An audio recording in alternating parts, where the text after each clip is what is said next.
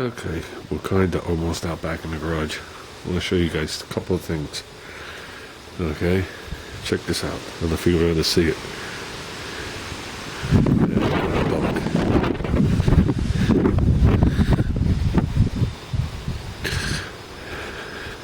Junior fixed the dog leg on the car. He cut out the metal, welded in metal, ground it down, bounded it up, primed it, painted it in less than an hour and a half. It's like, wow, that's pretty good. Okay, what else we got?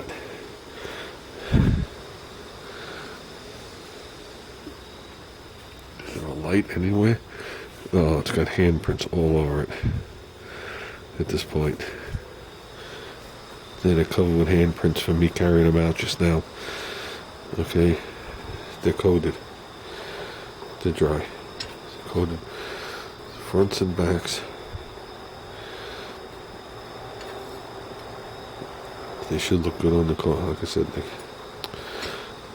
I had them in the palm of my hand opposite each other when I carried them out, so they're now covered with handprints. Did not use the stuff that we're buying.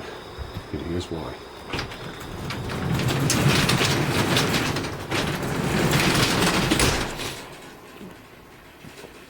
We ordered the stuff. Got ordered through Amazon. They shipped it to the wrong location. They did something. But in the process of all that, we had a chance to not buy it anymore. And Junior turned around to me and told me that I just spent $25 on Pledge's floor wax for 4 ounces worth of Pledge. That's what he told me. So he canceled it. Took the 2 moldings, put 3 coats of clear coat on them, called them done. Front and back. So they're good. We can put them on the car. Junior turned around and bought wheels. Well, there's 4 of them. For the Mitsubishi. Bought the, let's see what we got. The RP F1s. So he stuck with the pretty much the same, the factory size, just an inch wider. But he stuck with the, he didn't go to like 17, 18s, 19s, and whatever it was. But he was smart. He got the correct offset. He got the correct bore size. He did his research. Got obviously the correct bolt pattern. I actually like them. I like them. So we're gonna get those on the car. Either later tomorrow or Sunday. We'll get them done. But these are gonna go on. This is gonna go on tomorrow.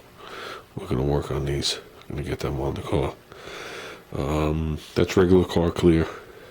SPI, so we could just wax them with regular wax. They'll come clean. Like I said, they're totally covered with handprints now, but they're perfectly smooth. These need to be wiped down anyway. So we'll come out here and we'll get this side done first. I brought home double-sided tape, so I'm going to put the 1 screw in and I'm going to try double-sided tape and see how it works out. If it sticks good enough, which I'm hoping it does, we'll go well enough alone. If not, I'm going to have to put a stud back in there. And that's a project by itself. So we're hoping not. I want to get going. Yeah. No, by the time I got done working late yesterday, coming home and settling in, it was 10:30 at night. So nothing happened yesterday. I didn't even know these were going to be done. He walked out here when we talked about it. He came out here, shot them, and they were sitting there waiting for me in the morning. He goes, "Dad, look what I did for you." I was like, "Oh, cool. Did for me. It's his car." But he did for me. So they should look, I don't know why I'm afraid to handle them. They just got handprints on them. That's it. The clear has been set. The clear's set for 24 hours already. So I think they will look good when we put them on. So, with that, I know Chris, you asked me what the brand name of that stuff was. You listed a brand name. I bought the stuff and never even looked at the brand name. So I can't answer that. And thanks for the comments on, someone commented how nice the blue looked. I thought it looked pretty good in the camera shot. I was even impressed when I saw that. How I panned across the roof and the fluorescent light didn't have any jagged edges, nor did it fluctuate. Because the roof does have some stuff to it.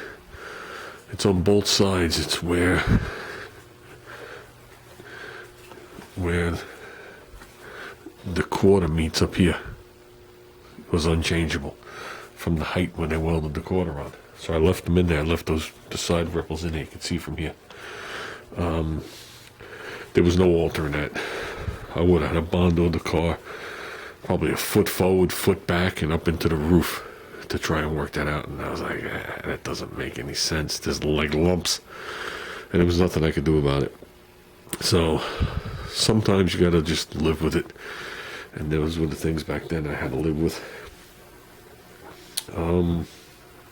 So that's it. The quick little video. I sound stuffed. I just had like a sneezing fit for some reason. I guess the weather's changing. Yeah, I wish these were open. I would show them to you. These are sealed. The other one he opened. Is that one opened? No, it's just the edges. So, well, you'll see them on the car. So, this is to anybody that's older. Does anybody remember when the Maglite came out?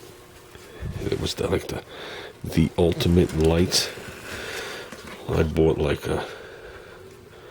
this was like a 5D Maglite. It's the original Maglite right on there. With a serial number on it. This is when these stupid things were like retardedly expensive. Well, the battery failed in this one and ate right through. When I took this out of my toolbox, there was a ball of battery acid sitting there on top of one of the magazines.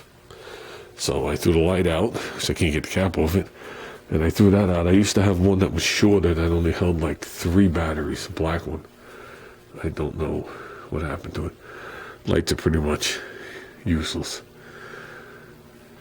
They never shine that great anyway. I actually bought it for back in the day when we used to go camping, just like I bought these. If anybody was ever a camper. There's a second one up there. It was an FM transceiver. That's what they call the walkie-talkie. You turned it on, you put up the antenna, okay, push the torque, and you tell the person, okay, cut the wheel to the left as you're back in your motorhome or your camper home. Obviously the antenna comes up. So, batteries were dead, but they didn't go bad, so I pulled them out. Might as well hold on to them. I forgot how far. Yeah, there was a pager one. I remember a couple of years after this, my friends bought the high-tech ones that as you spoke, it would transmit. But the problem was is it would miss the first part of the word. So you'd have to go, turn the wheel. Because if you said turn the wheel, you'd hear wheel. Talk about primitive. So you wound up just talking like an idiot all the time. Okay, guys. I'm walking sideways through here. That's it. We're out of here.